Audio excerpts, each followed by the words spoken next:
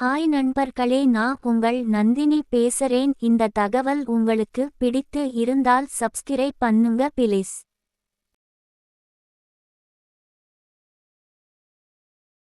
முந்திரி பருப்பு நம் அன்றாட உணவில் ஒரு அற்புதமான பொருள் என்று நினைக்கிறோமா?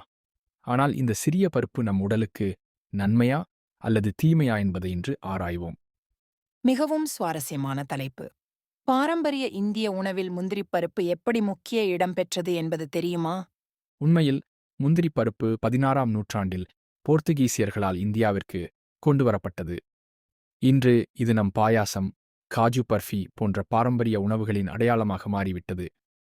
அப்படியா? ஆனால் இதன் ஊட்டச்சத்து மதிப்புகள் என்ன?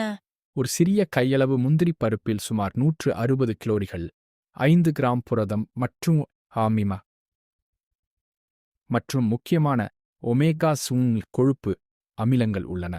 ஆனால் இங்குதான் ஆபத்து தொடங்குகிறது. நீங்கள் சொல்வது அலர்ஜி பற்றியா? ஆமாம், ஆய்வுகளின்படி 100 பேரில் குறைந்தது 1 பேருக்கு முந்திரி பருப்பு அலர்ஜி உள்ளது. இது உயிருக்கு ஆபத்தான அனாபைலாக்சிஸ் வரை கொண்டு செல்லக்கூடும். மேலும் நீரிழிவு நோயாளிகளுக்கும் இது ஒரு கவலைக்குரிய விஷயம்தானே? மிகச்சரி. முந்திரி பருப்பின் கிளைசெமிக் குறியீடு 25 முதல் 35 வரை உள்ளது. இது குறைவாக தோன்றினாலும் அளவுக்கு அதிகமாக சாப்பிடும்போது இரத்த சர்க்கரை அளவை உயர்த்தக்கூடும். உடல் எடை பிரச்சனை பற்றியும் பேசலாமே. நிச்சயமாக. 100 கிராம் முந்திரி பருப்பில் 550 கலோரிகள் உள்ளன.